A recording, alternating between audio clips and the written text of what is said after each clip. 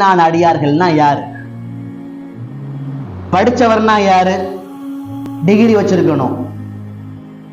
விவசாயம் பண்றாரு, அவருக்கு சில அடையாளம் இருக்கு. இதெல்லாம் பண்ணாருன்னா அவர் விவசாயிங்க, இதெல்லாம் பண்ணாருன்னா அவர் ஒரு ஆலிமுங்க, இதெல்லாம் பண்ணாருன்னா ஒரு ஆபீசருங்க, இந்த பண்புகள்ல இருந்தா அவர் மேனேஜருங்க. எல்லாத்துக்கும் நம்ம குவாலிட்டி வச்சு குவாலிட்டி. அப்ப அல்லாஹ் அந்த ஆயத்துல பாருங்க, முஃமினான அடியார்களுடைய குவாலிட்டி என்ன, தரம் என்ன. எல்லாரும் முஃமின் ஆயிட முடியாது. அதனாலதான் கலிமா சொன்ன எல்லா நபர்களும் முஃமின்கள் அல்ல. கலிமா சொன்னவுடன் அவர்கள் இஸ்லாமியர்களாக மாறுகிறார்கள், முஸ்லிமா தான் மாறுறான். அப்ப அந்த முஸ்லீம் என்ற தரத்தை தாண்டி முஃமின்களாக அடியார்களாக நாம மாற வேண்டும் என்றால் அதற்கான தரம் என்ன? அந்த தரத்தோட போனாதான் நாளைக்கு சொர்க்கமே கிடைக்கும். குர்ஆனிலே எந்த இடத்திலேயுமே அல்லாஹ் ஒரு முஸ்லிமான அடியானுக்கு சொர்க்கத்தை வாக்குறுதி தரவில்லை.